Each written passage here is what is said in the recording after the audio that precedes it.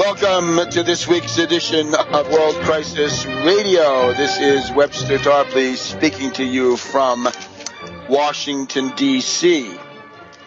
Many important events this past week that deserve comment. Why don't we start with what appears to be some progress on the question of ending the Syrian civil war, but of course doing it in the right way, with the defeat and disbanding and dispersal of the foreign jihadi butchers, terrorists, lunatics, psychotics that have been put in there by Saudi Arabia and Turkey. A lot of diplomacy around this question. Don't forget Qatar.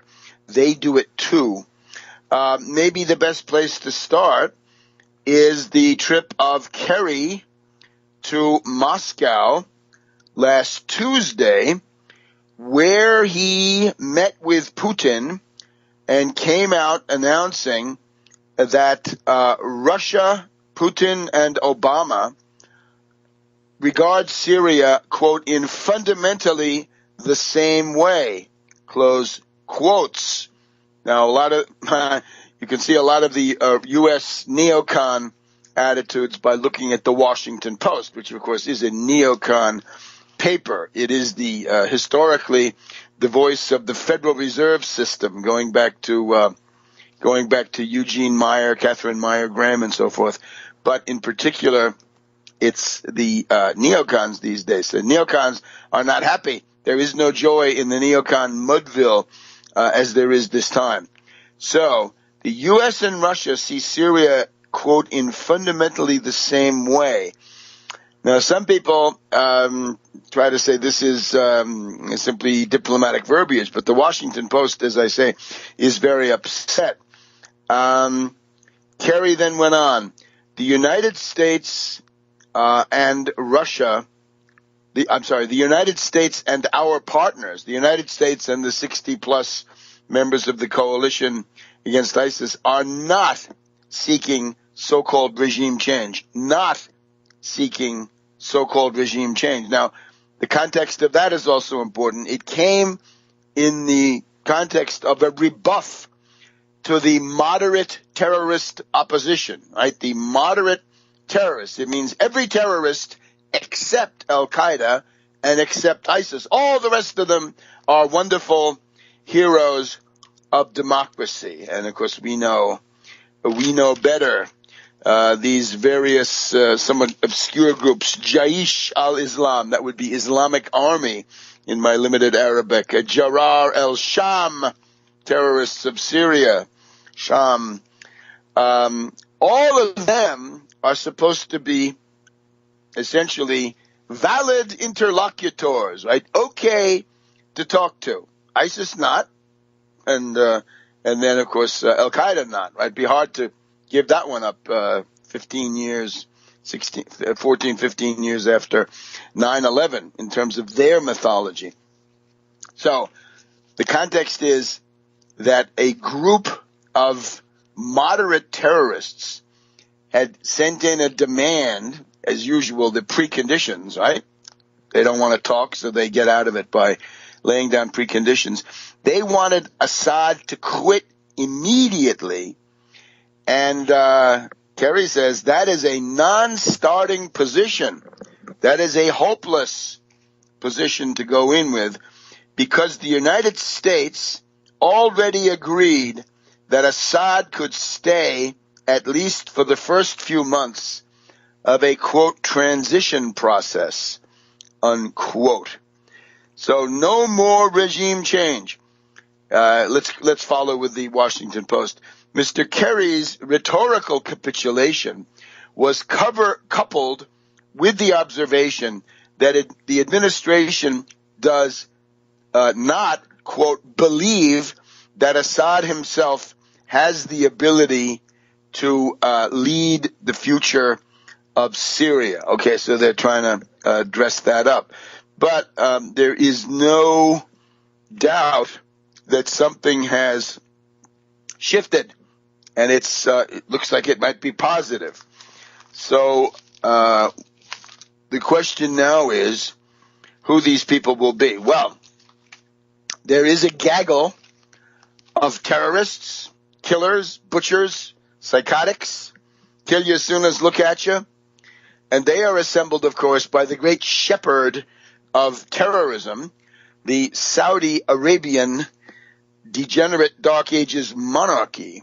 And they have got this gaggle of killers that they say represent the people on the ground. Now, remember what an impossible task this is. It is still estimated that there are no fewer than 300 sects, sectlets, cliques, and other political formations that control something, right? They might control a pile of horse manure near Aleppo, and they somehow then have a say in what's going on. And the most important thing is, remember that most of those people are foreigners. They're foreigners. They are not Syrians. The largest group when it comes to ISIS is Iraqis, because that's where the thing was created. It was created, ISIS was created, Daesh, whatever you call it, the caliphate. That goes back to an organization created by our dear friend, General David Petraeus, with the help of Ryan Crocker at the State Department and everybody who was on that staff. And various times, General Allen, our dear friend, was also part of this. So that's the center of gravity of ISIS. So that's mainly an Iraqi group, although they have their headquarters in Syria, right in Raqqa, because that's easier for them.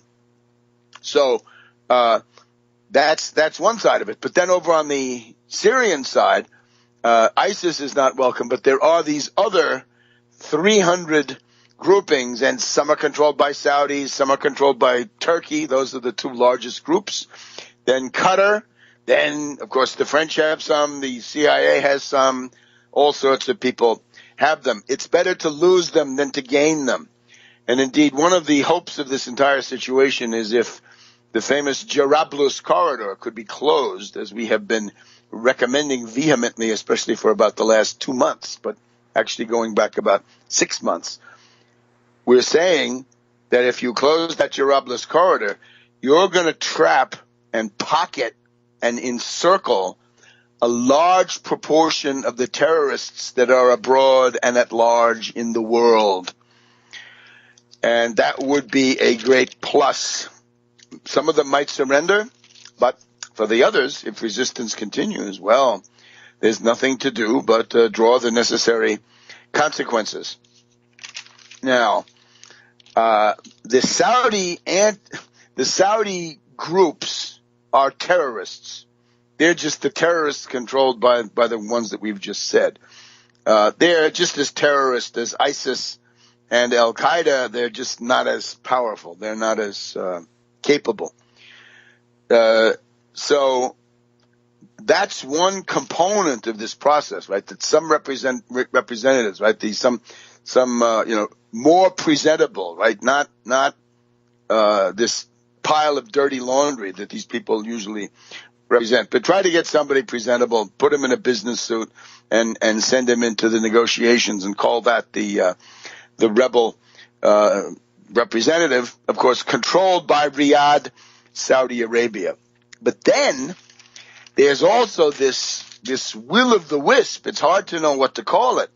The Saudis this week said, look here, we've got this coalition of quite a number of Islamic countries, and they're going to have a worldwide anti-terror alliance. We'll tell you what that really represents here in a minute, okay? Back on the Crisis Radio.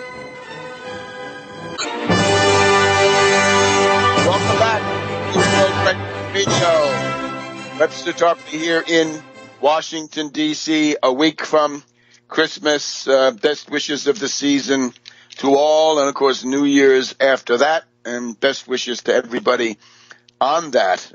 We'll be seeing you next weekend at the usual time, so turn off those stupid football games and learn something. Tune in to World Crisis Radio at the various places where you can find it. in particular, Tarpley.net. But now, there's supposed to be an anti-terror coalition led by the Saudis, right? And you remember we've had the coalition of the willing, we've had the coalition of the shilling, we've had the coalition of the arm-twisted ones. This one, I think, is looking very much like the coalition of the surprised, because the Saudis put out this list. It's actually rather comical, right? With all that money, couldn't you bribe some officials? At least to be non-committal. But no, they put out this thing saying, "Hello world, this is Saudi Arabia, your friendly Dark Ages monarchy. And here's the list of all countries that are now going to be working with us against terrorism worldwide. God help us." So, Pakistan, probably one of the largest of this, they say, what a surprise it is for us to be included. We're not included. We don't want to be included. And I think something similar has gone on with some other countries that are not immediately part of this Middle East question. That would be to say Indonesia, Malaysia, right, out there in Southeast Asia, and the area. So if Pakistan, Indonesia, those are two of the very largest Muslim countries, plus Malaysia, right, always the leader since the days of Mahathir Mohamad, one of our favorite people on this broadcast. If those guys say they're not included, or they didn't understand it that way or something, right, then this looks like a fraud. Now, that's obviously the attempt of the Saudis to influence this process of negotiation, which is going on now in New York City. We'll talk about that in just a second. But at the same time, it also looks like a vehicle for the Saudis and others like them to ship in terrorists. What could they be doing? What do they do? What do they have? Arguments? No, they have money for bribery. And if that doesn't work, they've got to have some enforcers. And those are the jihadis, the Wahhabites, and the Salafists, right? And these are closely related, maybe not identical, but close enough for our purposes, right? So the Wahhabites and the Salafists provide these terrorists, and the Saudis direct them, right? It's kind of their irregular army, their fifth column, right? When Allenby was attacking Damascus, he had Lawrence of Arabia out there with the Saudis. The precursors of the Saudi monarchy were out there in the desert as the fifth column to protect Allenby's flank as he advanced towards Damascus, right? You've all seen that in the movie. So this Saudi anti-terror coalition, quite obviously a complete fraud. Now, we have this negotiation going on in New York. Now, based on what Kerry had said, right? Kerry, as we just heard from the very angry and dismayed neocons over there at the Washington Post, right? If it's true that the U.S. and Russia see Syria, quote, in fundamentally the same way, close quote, that the demand for the immediate ouster of Assad is a, quote, non-starting position because there's going to be a transition process, also in quotes, even though Assad is not, as Kerry thinks, not for the long run, but in effect, this is all changing. Now, here we have, at a hotel in Midtown, we have Lavrov of Russia, and we have Kerry, and actually one of the, can I say, a positive surprise, is that Lavrov seems to have been able to bring about a certain rationality on the part of Kerry, which is a surprise, right? And Obama has done nothing to sabotage this. So this is now it's Lavrov, Kerry, and Stefan de Mistura, the United Nations special rep for Syria, and they are drawing up a roadmap, and this roadmap is supposed to be voted into international law by the United Nations Security Council. So it includes a ceasefire for all except ISIS and Al-Qaeda, who are excluded. That much has been maintained. I guess that's the Russian demand. The government and the opposition are supposed to negotiate.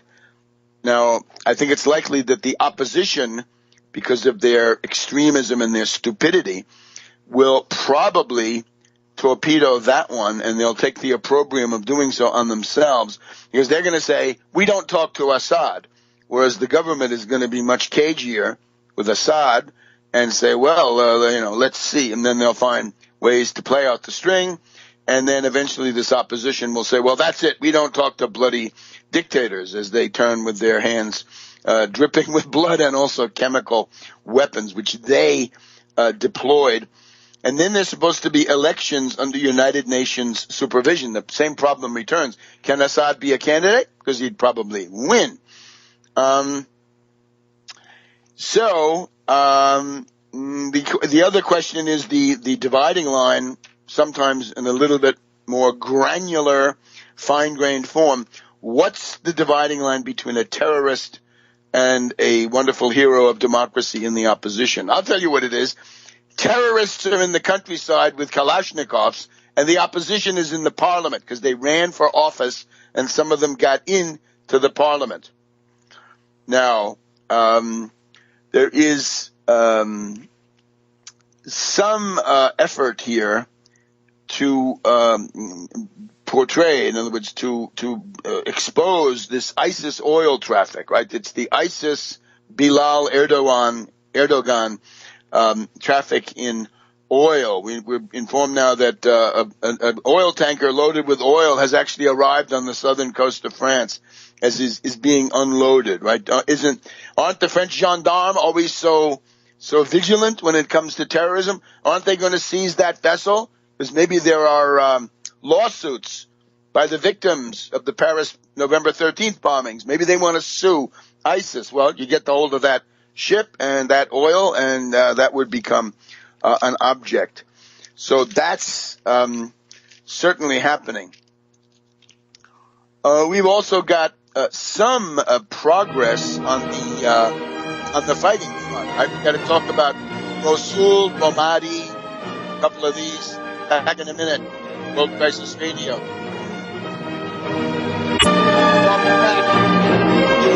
World Crisis Radio. Webster Tarpley here in Washington, D.C. Now, with Christmas coming and other holiday events, time to take a look at Tarpley.net and look at that column of books of mine down the right-hand side of the page and ask yourself, have you got a complete set? You better get one. You should buy every one of those if you don't have it. And, of course, as gifts, right? You want to enlighten your reactionary uncle, right? The one who always gives you a hard time about what Limp Paw has been saying on the radio, or who's this Pawn Vanity, as he's sometimes known, the tired and superannuated correspondent of Fox News, right? But still as reactionary as ever. If you want to bring a little light, right, into their thinking processes, then my books. And if you want to support this program, the quickest, easiest way to do it, if I've been able to inform you of anything, teach you anything, inspire you to anything this year, please go and get some of those books. Now, any number of things going on. We've had a counterattack by the ISIS people in northwestern Iraq. So this is they're attacking the Peshmerga, essentially, or better yet, the YPG and Peshmerga, who have been important in the liberation of Sinjar back on November 11th, right? The city of Sinjar was taken in 24 to 48 hours, really one day. And of course, all the commentators are trying to say, that's not typical. ISIS is really much stronger. That was a tactical retreat by ISIS. Okay, fine. But as Churchill pointed out after Dunkirk, you don't win wars by making successful retreats. So that's a defeat for ISIS. Now, the NPR characters, right, National Pentagon Radio, are complaining this morning that the siege of Ramadi is going too slow. Well, that's siege warfare. Ask the famous Vauban, V-A-U-B-A-N of France, right? The guy who basically set the stage for the modern kind of fortifications. They'll tell you siege warfare is going to be slow because you can't get your own people killed. Oh, then there's Mosul, right? We have a whole story around Mosul, which is that Erdogan and Davutoglu had, of course, shipped in about 1,000 Turkish soldiers and about 25 or 35 tanks and put them in northern Iraq, albeit in the Kurdish zone. Now, they've done that. They've been doing that for 20 years. But the idea here is that the Turks want to support the worst of the Kurds. The worst of the Kurds is Barzani. And the word on him is always tied to Netanyahu and the Israelis, but also very dirty in his own right. Now, on the ground, the reality seems to be that with Sinjar cut off and the terrorists, the ISIS people, are forced to fall back on a different supply route, the city of Mosul, which I believe is the biggest city in the caliphate, is going to be liberated soon. The idea now is Erdogan and Davutoglu want to have a Turkish military unit nearby, but not do any fighting, of course. When the YPG people and the honest Kurds, let's call them, when they do the work and liberate Mosul from the ISIS terrorists, then those Turkish forces are going to be thrust in there with a quick coup de main, and they're going to take over the city, and then they'll give it back to this awful Barzani. Get the idea? Now, that's a very dirty thing, and of course, it's an invasion, right? If the president, if the prime minister Abadi of Iraq says get out, you have to get out. Erdogan says, no, I'll never do it because we fight terrorism. Well, obviously, this is simply a cover for aggression, right, as such charges often are. So this week we've had Vice President Joe Biden saying, hey, got to get those Turkish forces out of northern Iraq.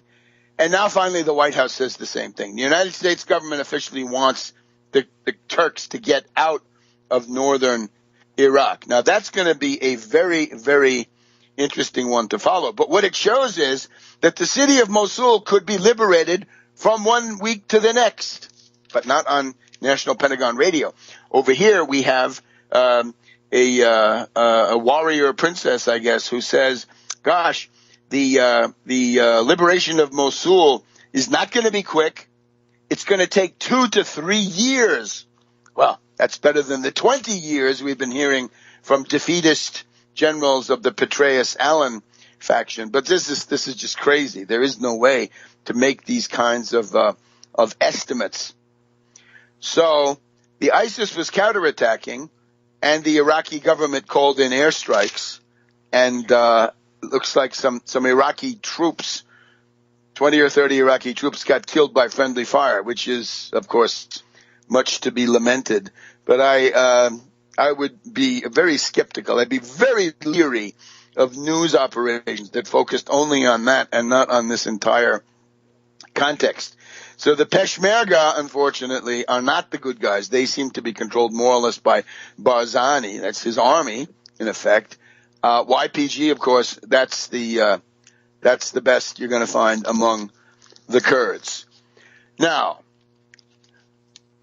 we probably mention a couple of more things about the Middle East, but I think that's pretty much going to do it. Now, the future perspective. Now, here's what we're hoping for. The Syrian Arab army is preparing a spring offensive. And spring over there means, January, February. Right? The Mediterranean is like that. So the idea is that there's going to be an uprising in Syria. There's going to be a mass uprising, a rebellion, a broad-based rebellion. And again, think of Verdi's I Vespri Siciliani, the Sicilian Vespers, which was a rebellion of the Italians of Sicily against the Norman French occupation. And the French were kicked out. So get yourself a nice Sicilian Vespers as a Christmas present. Right? The Metropolitan Opera opened with that, I think, in 2004, 2005, meaning that the U.S. had better watch out. So the point being that the accurate way to describe this area controlled by both by ISIS, Al-Qaeda, Saudi, so it's the ISIS controlled by the U.S. and now in the hands of the Saudis and the Turks, Al-Qaeda, U.S., Saudis taking over now and Turks, and the 300 different lunatic terrorist groups. Most of them are foreigners. They're not Syrians. Syrians are different. Syrians are tolerant. Syrians have Alawites. They have Shiites. They have Sunnis. They have Kurds. They have Druzes. They have Christians of all kinds, Maronite, Melkite, Syriac, Antiochian, all kinds. That's Syria. That's why Syria is such a valuable and likable country. But, of course, the U.S., from Henry Kissinger looking at Lebanon in 1975 till today, it's still largely the same thing. But the point is, those terrorists are foreigners. And what's going to unfold in front of the eyes of the world is a rebellion where it's clear that it's the Syrians against the foreigners, and that the Syrians are fundamentally moderate and the foreigners are essentially the killers. So this is now going on, and we wish them well. We hope that they'll get plenty of Russian air support, and indeed they should get U.S. air support. Back in a minute. Welcome back. World Crisis Radio. Webster Tarpley here in Washington, D.C. It is, by the way, the afternoon of the 18th of December, 2015. Now, President Putin of Russia, obviously one of our favorite people, held his press conference, his year-ending press conference. He had his yesterday. Obama's going on right now, so I can't tell you what Obama is actually saying. We'll have to include that. If anything of note comes out of that, we'll have it for you next time. But this is now Putin's year-end press conference. Now, and a lot of talk about, frankly, the Russian domestic economic difficulties. Can't blame that on Putin. At least you can't blame a lot of it on Putin, because those are economic sanctions, right? Obviously, Putinism, on the one hand, the state apparatus, the power ministries, the Siloviki, and on the other hand, the oligarchs, right, who run the economy. So this is not a viable model. Nobody in his right mind could say that Russia under Putin has found the formula that will allow human civilization to go to a higher level. It is simply not true. There's nothing about that would recommend it to anybody that's not already under that yoke. But now, Putin talked about U.S. politics. Oh, we're always interested. So he talks about Donald Trump. He's asked about Donald Trump. Quote, Putin says, "He is a very bright person, talented without any doubt. It is not our business to assess his worthiness, but he is the absolute leader of the presidential race. He says he wants to move to a different level of relations, a fuller, deeper level with Russia. How can we not welcome this? Of course we welcome this. On domestic politics, his manner of speaking, what he employs to raise his popularity, that is none of Russia's business. It is not our concern to evaluate his work." Well, I'm afraid this is deeply problematic. This is a tragic misunderstanding, tragically wrong and dangerously wrong about Trump. And it introduces the entire question of, do Russian politicians specifically understand the United States? And based on this, I would say not enough. In some cases, clearly no. I would recommend to Putin, figure out who told you to say that, right? Where did you get that opinion? Because there is this thing called the collective Putin, right? He's not just one person. He's a group, right? It's like a college of advisors. But this is simply wrong. And again, dangerously wrong. And let's just start with the facts. Trump would be the, quote, absolute leader of the presidential stakes race? Who told you that? That's crazy. That's not right. It's simply not accurate. Let's look at Real Clear Politics, right? You can find all this on tarpley.net, by the way. Stop off on the way to buy books for the holiday season. So the absolute leader, well, he's got 40% of the Republican Party in the best poll he's ever had. So he's got 40% of 25%. That means 10%. So he's got about 10% of the total vote, Republican, Democrat, maybe the likely voters or the registered voters, something like that. Is he really the absolute leader? Let's go to Real Clear Politics. They always have this average of the most recent polls, right? So they have an average of the last 5 general election polls, matchups, right? Pitting Trump against Hillary Clinton. Result, Hillary Clinton is ahead by 5.8%. So how is Trump the absolute leader? He's not. Vladimir Vladimirovich, you have been misinformed. You should kick out whoever told you that. Was it somebody from RT? My God, they don't know what they're doing. Then we have in Iowa. Okay, Iowa, right? The first ski caucus state at the end of beginning of February. Trump is running behind that other fascist demagogue, Ted Cruz, by 1%. So how can he be the absolute leader if he's not in first place? And we can continue down the line, right? We can look at Trump's negatives, which are sky high, right? I think Hillary and Trump are about at the same level. Now, it used to be that we had Georgy Arbatov, right? Academician Georgy Arbatov, very interesting person. I've met him.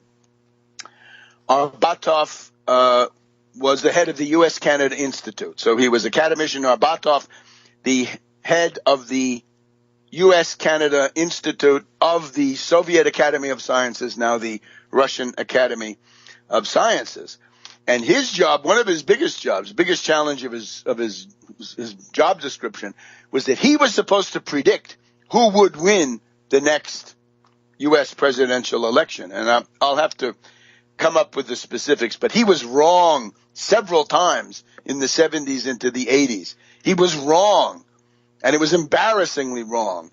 And the whole Politburo and the leaders, the top nomenclatura of the Soviet Union were very, very unhappy with Arbatov because he couldn't predict what was going to go on. I think there is a systematic problem. The other thing that occurs to me is back when Moscow had a political party in the United States, right, the Communist Party USA, when they had such a party which was supposed to maneuver to try to help them, you take a look at the people they put in charge of it, right? Jay Lovestone, oh my God, became one of the biggest Russophobic spooks in the entire OSS CIA stable at various times. We've also got somebody like William Z. Foster. We got Earl Browder. We've got Gus Hall. These people are all disastrous. They were not leaders. They just couldn't do it. So the track record of Russian judgments about the United States and about the actual interventions is simply a history of disasters. And I would point out, Putin deals with right-wingers much of the time, right? Because the Second International, Socialist International, is controlled by Soros and the CIA. And this means that they're Russophobic, they're anti-Russian. But it does not follow from that you can then turn over to right-wing reactionaries and think you're going to get anywhere. Silvio Berlusconi was an exception because this was firmly based on economic cooperation, pipelines, oil, commercial considerations, going back decades, right? Going back to Vittorio Valletta at Fiat, who put the first Fiat. They were building the Lada, right? The Fiat 124 in Russia back in around 1970. But when you get to somebody like Marine Le Pen, oh my God, She is a scoundrel. This is horrendous. Her father was from Vichy, a Vichy fascist. And look at her. And look how she fails. Last Sunday, right, we were told that 2 Sundays ago we had the first round of these French regional elections, and it looked like Marine Le Pen was going to clean up. She was going to take about half of France in terms of rather important regional governments who have very important functions, a little bit like a U.S. state, maybe not quite, but similar. And she was supposed to win last Sunday. Well, guess what? People were so horrified and disgusted that a scoundrel, a racist, bigoted, xenophobic witch would take over so much power that everybody came out and defeated her in the second round. How about that? How embarrassing, really, for the Russian apparatus. Maybe not so much for Putin personally, although maybe so. We have to go and look what he said about it. This is no good.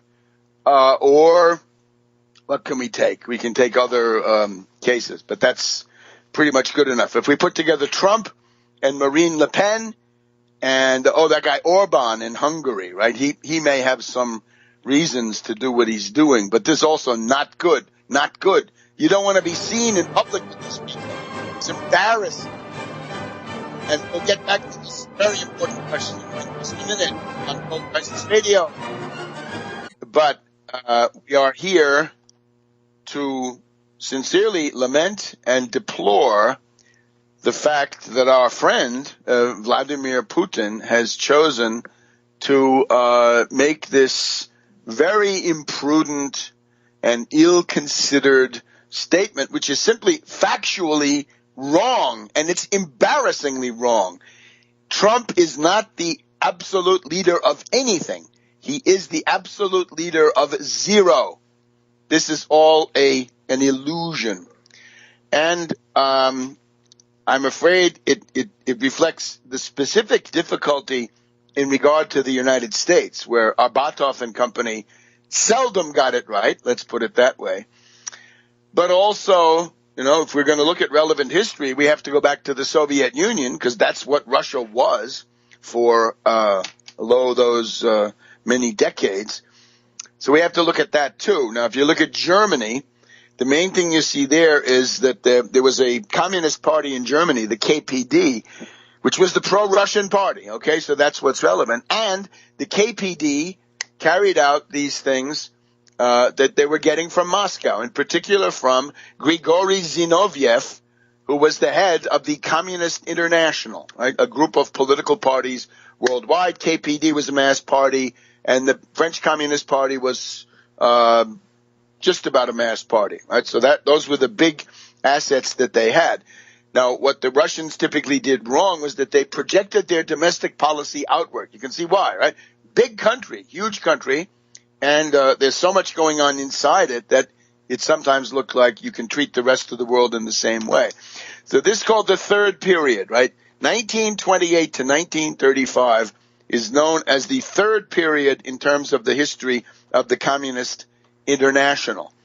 And in 1928, all the Congresses, the Union, Communist Union people, and the KPD and all the other parties decided that capitalism was about to collapse of its own weight. And it was the 1929 crash. There was that. But that didn't change the politics. It didn't make the third period correct. The third period said the main problem we have in the world is social fascism. The Nazis are not that bad. Nazis are not the main enemy. The Italian fascists are not the same enemy. The main enemy is the social democrats, socialists, and their trade unionists. So we've got to attack them as social fascists. And instead of making united front proposals to expose them and educate the workers and the other people in the social democracy, the Zinoviev Moscow line was to say, no, we're not going to do that. We're simply going to split.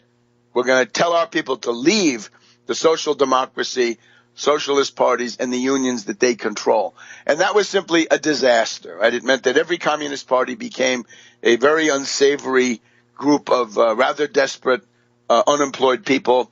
And with that, as commentators have said, Unemployed people, you can do a lot of good street demonstrations, but you cannot contend for power.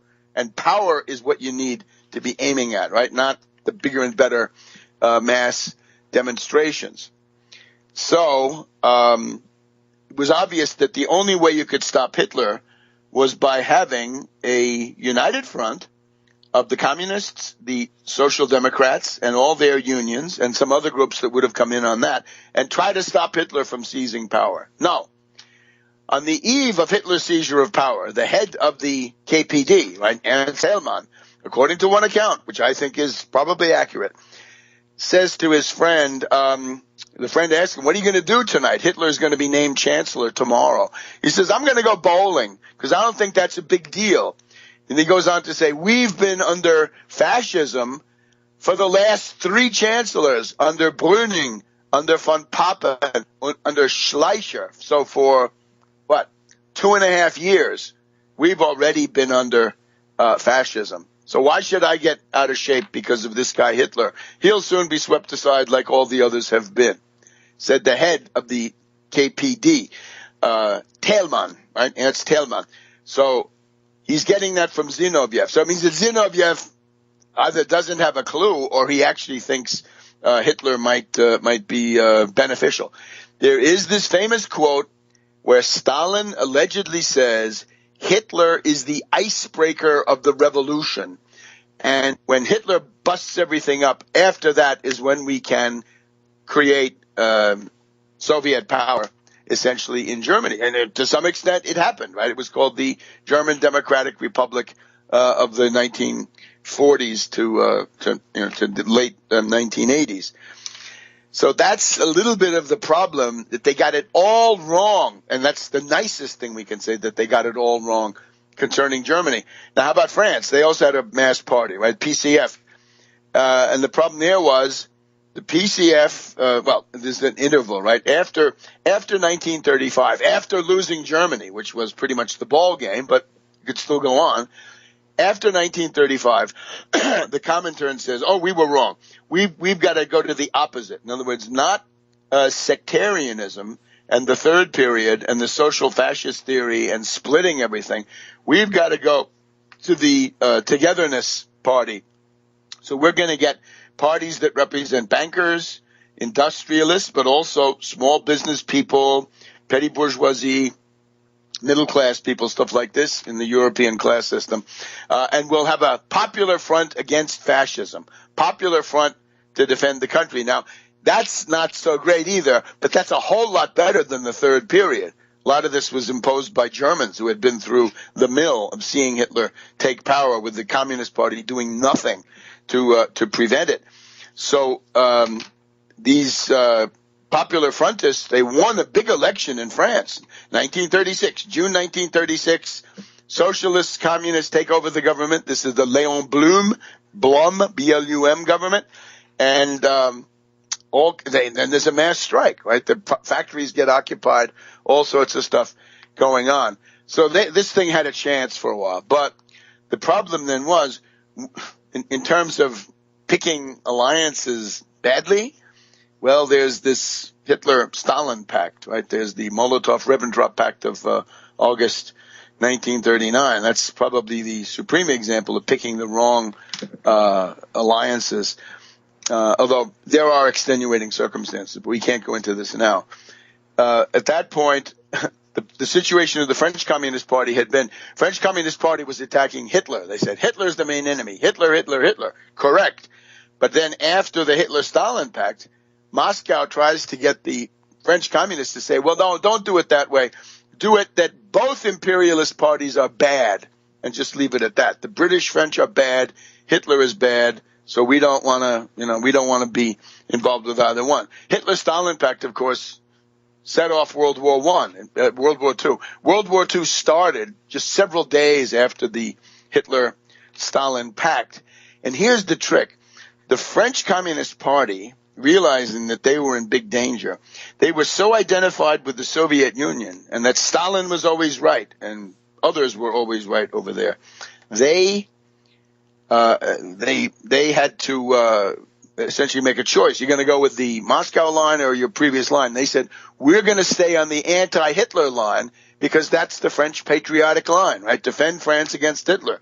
Good. But the problem then was, since the French communists were so heavily identified with the Soviets, the fact that the Soviets from August 1939 to June 1941, Soviets were practically in an alliance with Hitler. They were supplying him with everything he needed, working together closely.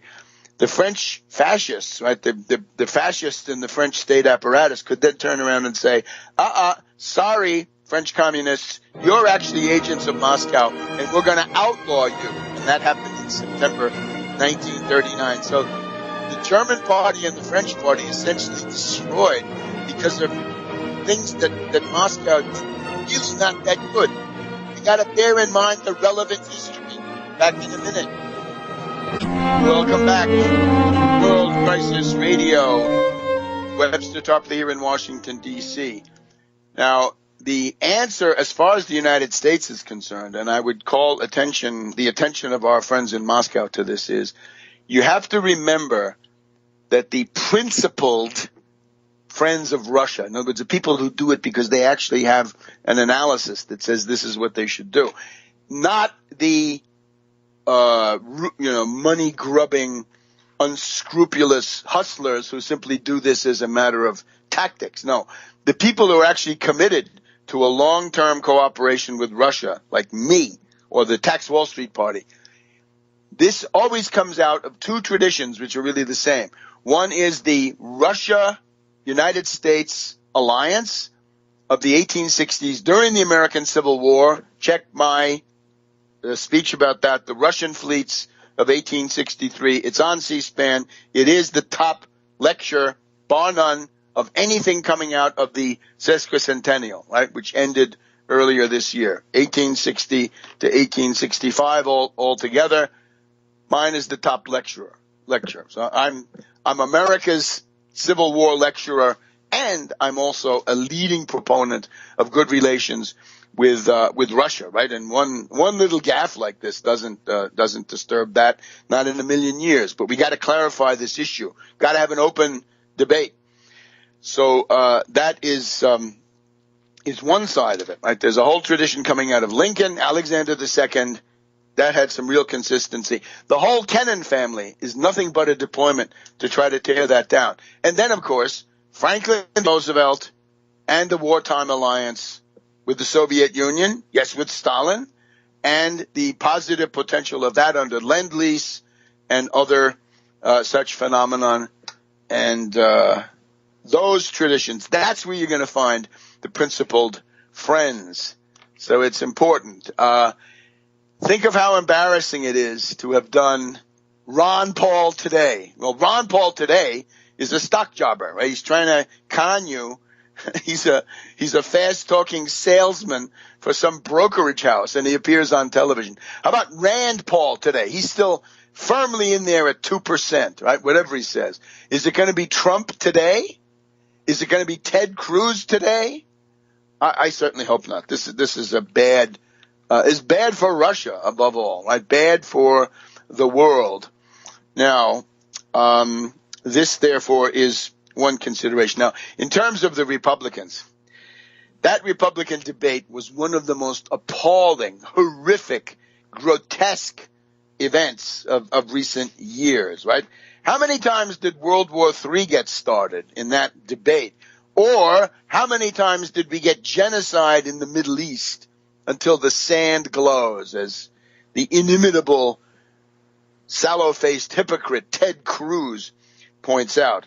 So during this program, you can see Chris Matthews is desperate to hide the fact that the Republicans are a fascist party. He's bending over backwards to try to defend them somehow. And he says, there's a real division here between Christie, Rubio, Kasich, Fiorina. Those are the warmongers. And on the other hand, Trump, Cruz, Carson, and little Rand Paul, those are the, what can we say, the anti-regime change. Well, yes, of course. Christie, with bluster, bravado, playing with the lives of your children, right? This thug, this scoundrel, willing to take chances with the lives of your children. And I don't mean the ones who are going to get sucked into the military. I mean the ones that are sleeping upstairs when the rockets go up. You know where they're going to come down. So that's Christie. He's glad to be a demagogue with the lives of your children. He would shoot down Russian planes entering a no-fly zone. Rubio, obviously a mad dog neocon. We ought to get a list of his advisors. Kasich, equally unhinged, and Fiorina, right, the bubbling cauldron of hate, the psychotic, indeed, I think, probably should have been taken away on a stretcher for therapeutic confinement. But then the other side, we're told by Chris Matthews that Trump, Cruz, Carson, and Paul are really the peace angels. Well, you listen to Trump says, I'll bomb the blankety blank out of ISIS. Okay, but what that was a question about is, are you willing to kill all the civilians in Raqqa? And you don't have, he says, yeah, sure, I'll be glad to. You don't have to do that. You have to interdict the Jarablus corridor. You don't have to kill all that many people. You cut the supply line and resistance tends to subside. That's how effective military officers do it. Because otherwise, if you insist on killing everybody directly, your people are going to get killed sooner.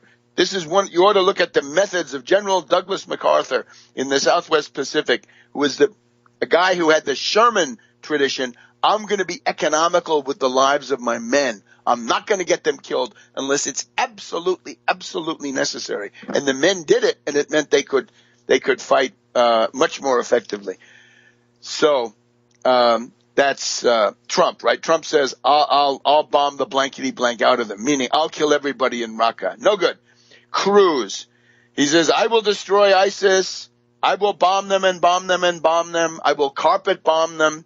And I don't know if sand can glow, but we're going to find out. Okay, that's the peace candidate for Chris Matthews. How about Ben Carson? This was one of the most horrendous. He was asked, are you ready to kill women and children in the course of it? And he basically says, well, I've been cutting open the skulls of little kids, and they don't really like it. And I find the main thing is get it over quick. Right? So the answer is yes. Ben Carson, another madman. You can't find public statements by Hitler where he says stuff like this. I mean, very rare, almost never, right? They had some sense of, hiding it. And then Little Rand, well, Little Rand has nothing to lose, but remember, Little Rand is the guy who is opposed to the Iran nuclear accord, which is the key to peace in the Middle East. And he did that using neocon arguments. And Little Rand wants to add 17% to the Pentagon budget, $180 billion. So that's the peace faction. The final word is this rotten, warmonger, bigot, Republican, xenophobic, fascist, Nazi, whatever you want, Republican Party. This has to be swept aside. And fortunately, Reince Priebus, we know him, right? The head of the Republican National Committee, presumably from the John Birch Society, almost set that off last week. Now, we'll talk about that in a second on World Crisis Radio. Welcome back to a World Crisis Radio. So the idea that there's a serious division in the Republican Party between the warmongers and those who are at least not warmongers is a fiction. It's absurd. Christie's a warmonger. Rubio, Kasich, Fiorina, that's for sure. But Trump wants to bomb the blankety blank out of women and children in Raqqa. Cruz wants to bomb them, carpet bomb them until the sand glows. Carson says he's willing to kill women and children. And Little Rand is a trimmer. He's an unprincipled opportunist who changes with the wind. And this is the other thing I would point out for Vladimir Vladimirovich. Trump is a liar. He's a lying, prevaricating, mendacious scoundrel. And he has flipped on all of these positions. He's been on every side of every major issue. He's lying. And you can see what Cruz is doing. Let's just take an example. Everything Cruz does is calculated in terms of manipulation and lying. Cruz says he's against big invasions and regime change. Now that allows him to siphon votes from Trump, because Trump says, we had $4 trillion. We need that at home. All this regime change was a bad idea. So Trump wants to say that too. But at the same time, Trump wants to be able to siphon voters from some of these others. So he says he essentially tries to make his warmongering only specific to ISIS and the Middle East areas, not to Russia. But of course, these are inseparable. So Cruz says, I'm against interventions for regime change, but when it comes to ISIS, we are going to bomb them until the sand glows. Bomb them back into the Stone Age, we heard a couple of generations ago. So in terms of mentality, there is no difference. These are simply calculations, right? This is a fraud, constructive fraud, which is being built up for the duped American voter. Now, it's not just duplicate. I am very happy to be able to report to you some progress now in seeing what might happen 5 or 6 weeks from now in Iowa in particular, right? Now, you will remember last time around, I certainly remember it, the shock that the Obama campaign was actually a color revolution. And we saw that in the first week of January, right, when Obama won the Iowa caucuses, right? This was a huge shock because nobody thought he was capable of this, or few. I don't ever want to say nobody, but few people. I had not actually been paying attention to this. I was still wrapped up in the tail end of 9/11, right? Having been in Paris earlier that same month of December 2007. But in January 2008, it all came together, and I was out there as fast as I could go, and indeed with a book before too long, right? Obama, the Postmodern Coup, the making of a Manchurian Candidate. It's all focused on this idea that the methods of the color revolution have been brought home and now being used in Iowa. Now, I'm happy to say this time around, I have been able to construct a conceptual overview of what might be coming in Iowa, and in particular, who's doing it. And let us say you want to pay attention to the Ted Cruz campaign, and you want to pay attention to a group which is called Strategic Communications Laboratories, SCL, based in London. And the reason we know about this, or the way I found out, was simply by looking at the front page of the Washington Post. And here we found that that Trump, here's the little headline. This was Monday, December 14th. Cruz's success aided by big data, a vast dossier of personal details.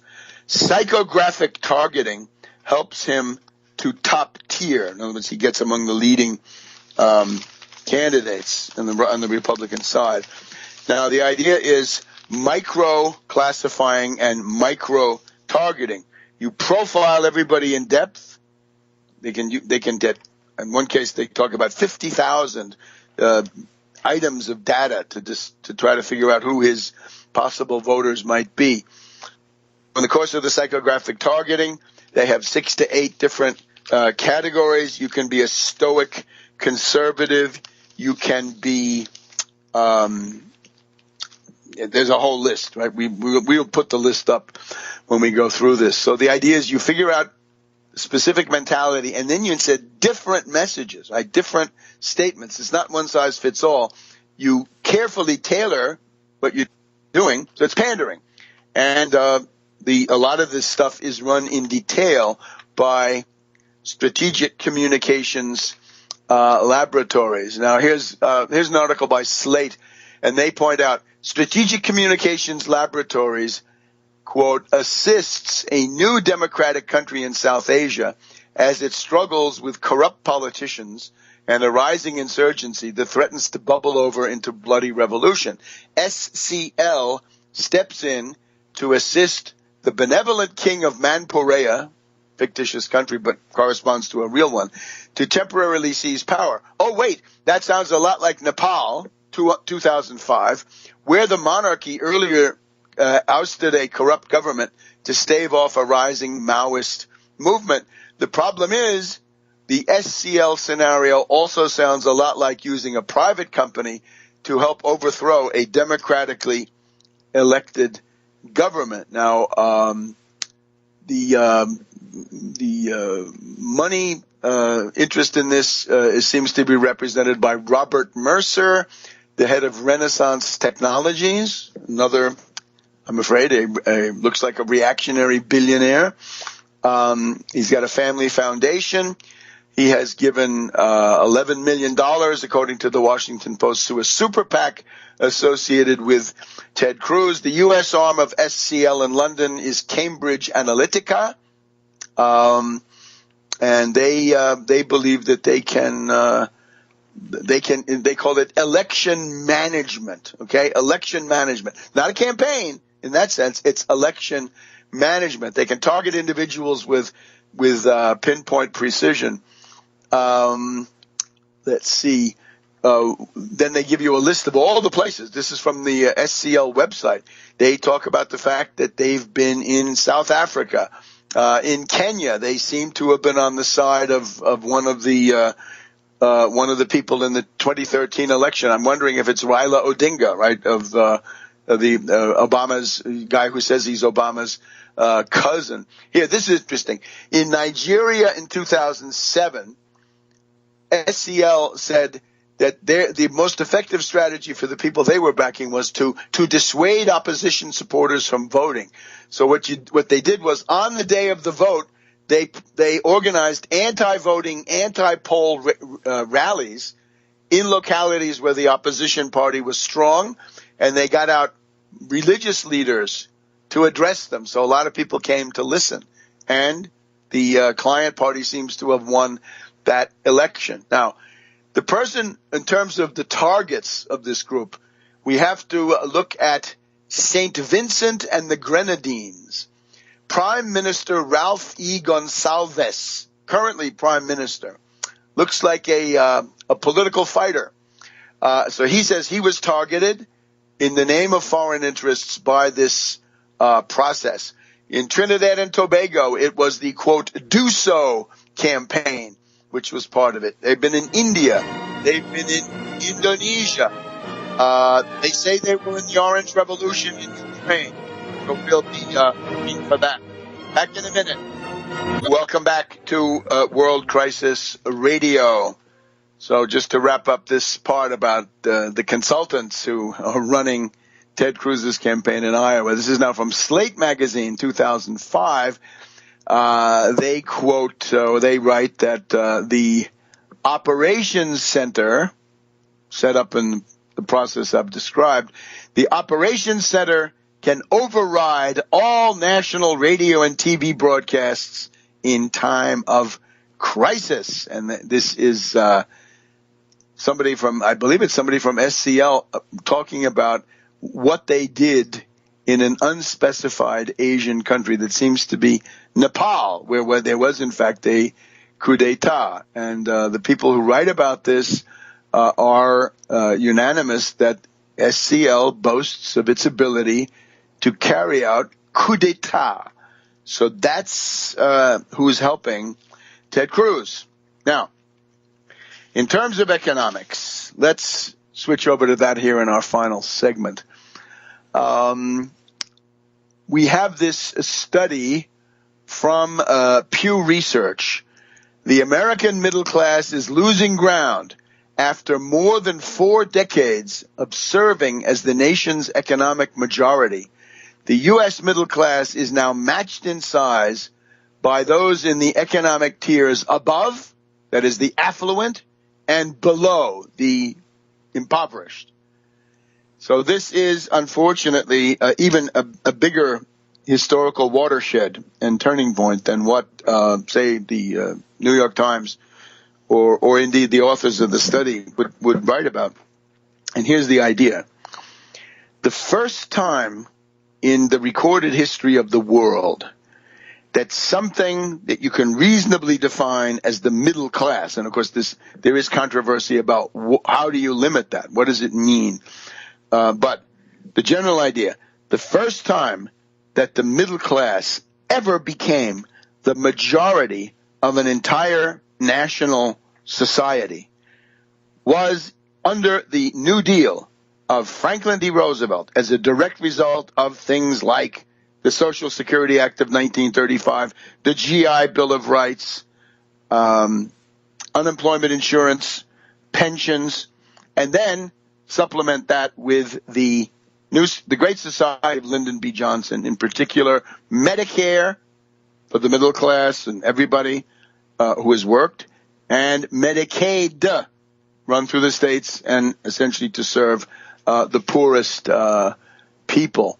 So we want to look at this. Now, the definition used here in this Pew Research study is that the idea is, for example, if you're talking about the middle class, one person is already in the middle class, according to this, at $24,173 a year, and it goes up to $54,053. That's middle class. Upper class, single person, $72,000 to $162,000 per year. So the thesis is that the ones that are below that, below the 24 and above the 54 for one person, are now more than the middle class. So the middle class is now a minority.